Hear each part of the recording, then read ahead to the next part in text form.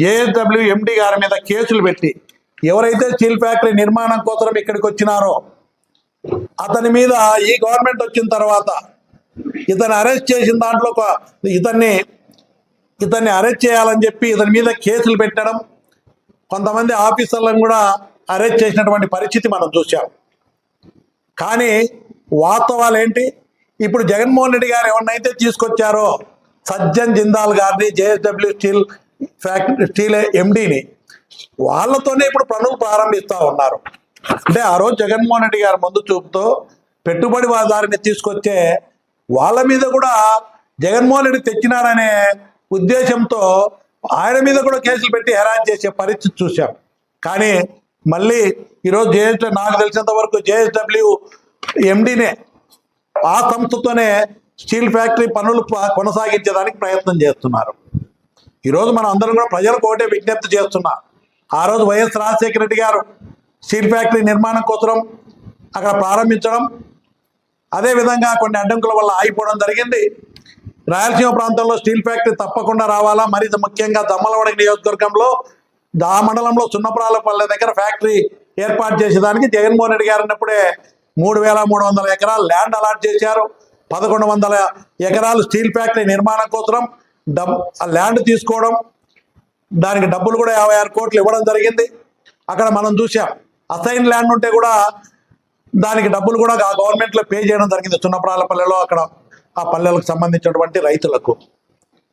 ఆ విధంగా 2,000 ఎకరాలు సోలార్ పవర్ ప్రాజెక్ట్ ఏర్పాటు చేసేదానికి కూడా 2,000 ఎకరాలు అలాట్ చేయడం జరిగింది. ఈ విధంగా నిర్మాణం కోసం అన్ని అనుమతులు తీసుకొచ్చి పనులు కూడా ప్రారంభించినటువంటి ప్రాజెక్టు 2 ఏళ్ళైనా కూడా, గతంలో గౌరవ ముఖ్యమంత్రి చంద్రబాబు నాయుడు గారు వచ్చినప్పుడు కడప జిల్లాకు మేము 15 రోజుల్లో పనులు ప్రారంభిస్తామని చెప్పారు. 2 సంవత్సరాలు పూర్తయిపోయింది.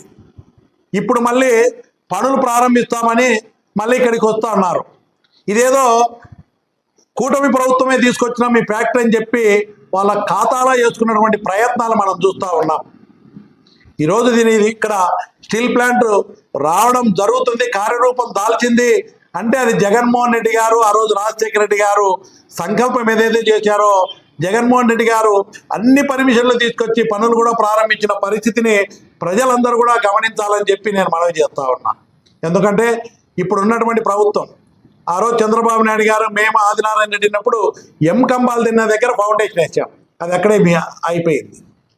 ఈరోజు జరుగుతున్నటువంటి పనులు, ఆ రోజు జగన్మోహన్ రెడ్డి గారు తీసుకొచ్చినటువంటి ప్లాంట్ పనులు ప్రారంభించంటే ఈ 2 ఏళ్లలో సుమారుగా పూర్తి అయ్యేది ఫ్యాక్టరీ. ఈ 2 సంవత్సరాలు పూర్తిగా నిర్లక్ష్యం చేయబడింది. అంటే ఈ స్టీల్ ఫ్యాక్టరీ మీద ఎంత కూటమి ప్రభుత్వానికి మాది డబల్ ఇంజిన్ అని చెప్తున్నారు. ఈరోజు డబల్ ఇంజిన్ ఏం లాగింది? 2 సంవత్సరాలు పూర్తి అవుతున్నా కూడా పనులు కూడా ఆగిపోయిన పనులు కూడా ప్రారంభించలేని పరిస్థితిలో ఉంది, మనకు అర్థమవుతా ఉంది. 15 రోజుల్లో పనులు మొదలు పెడతామని గౌరవ ముఖ్యమంత్రి గారు చెప్పారు. ఈరోజు కూడా పనులు ప్రారంభించలేదు. నేను ఇప్పటికైనా చెప్తా ఉన్నా, ఇక్కడ చిత్తశుద్ధితో మీరు అందరూ కూడా పనులు ప్రారంభించి ఇది ఫ్యాక్టరీ పూర్తి చేయాలని చెప్పి ఆ రోజు రాజశేఖర రెడ్డి గారు కానీ జగన్మోహన్ రెడ్డి గారు తీసుకొచ్చినటువంటి ఈ ఫ్యాక్టరీని కొనసాగించి తొందరగా పూర్తి చేయాలని డిమాండ్ చేస్తూ ఉన్నాం. 2 సంవత్సరాలు పూర్తయింది, 15 రోజుల్లో మొదలు పెడతామన్నారు. 2 ఏళ్ళు అయింది. ఇప్పుడు మళ్ళా 3వ తారీఖు గౌరవ ముఖ్యమంత్రి గారు వస్తామని చెప్తున్నారు.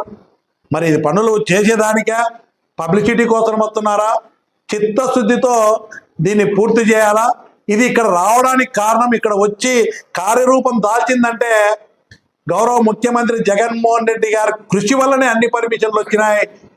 ఆయన చేసిన కృషి వల్లనే ఇక్కడ దమ్మలమడుగులో ప్లాంట్ వస్తుంది. వాళ్ళకు దీన్ని కూడా కూటమి ఖాతాలో వేసుకునే ప్రయత్నం చేస్తూ ఉన్నారు. మీరు నిర్లక్ష్యం చేయకుండా 2 సంవత్సరాలు పూర్తి అయింది, 3 బడ్జెట్లు అయిపోయినాయి, ఏం నిధులు కేటాయించలే ప్రభుత్వం తరపున, ఇప్పటికీ పనులు ప్రారంభం కాలేదు. మళ్ళీ ఊరికే కంటు తుడిపోయే చర్యగా చేయకుండా దీన్ని చేపట్టి పూర్తి చేయాలని చెప్పి మేము డిమాండ్ చేస్తూ ఉన్నాం.